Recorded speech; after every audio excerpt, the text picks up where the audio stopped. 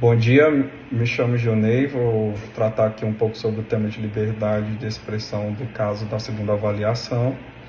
E hoje a liberdade religiosa, eu inicio com a questão da liberdade religiosa, que ela está estabelecida na Constituição Federal de 88, seu artigo 5º, 6, 7 e 8º,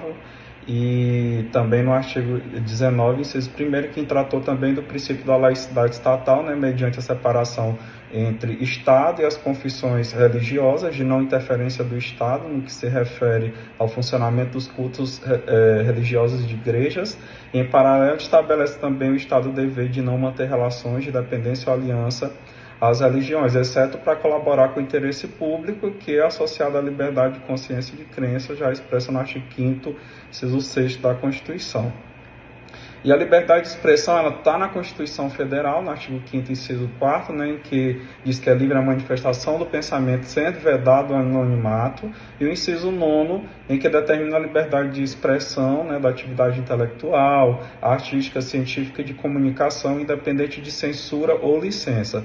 E a liberdade de expressão, ela não pode haver colisão com outros direitos fundamentais, e com outros valores constitucionais já estabelecidos. E o artigo 220 da Carta Magna, eu trouxe ainda que a manifestação do pensamento, a criação, a expressão e a informação sobre qualquer forma, processo ou veículo, elas não sofrerão qualquer restrição observado o disposto na Constituição. E a liberdade de expressão, segundo o STF, ela não pode ser usada para a prática de atividades ilícitas ou discurso de ódios contra a democracia ou contra as instituições, ou seja, ela acaba não sendo absoluta. E eu trouxe também itens da intolerância religiosa, que ela configura a prática de violar a liberdade de outrem e expressar sua fé, suas crenças no modo de enxergar o mundo. Ela é uma prática condenável pelo nosso ordenamento jurídico, que também está no artigo 208 do Código Penal Brasileiro.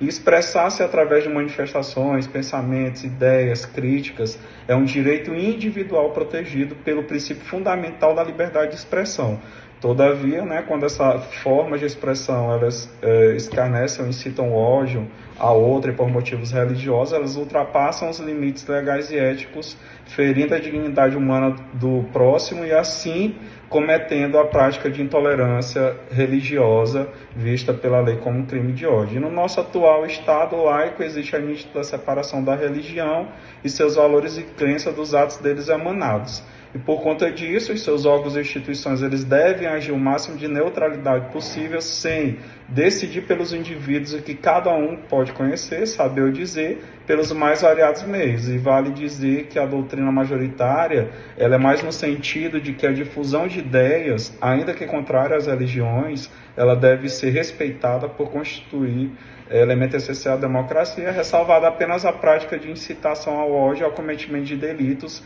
e o que não ocorre no caso em questão. E ainda assim, desde que ocorra em face de indivíduos, não de ideias e instituições religiosas e ideológicas. Logo, por entender que o impetrante não colidiu com esses direitos fundamentais e com outros valores constitucionais estabelecidos, e por haver a necessidade de proteger o seu direito líquido e certo, opta pela anulação do termo, de ajustamento de conduta, e considera-se o pedido como procedente em relação à medida de segurança impetrada, sendo favorável ao impetrante.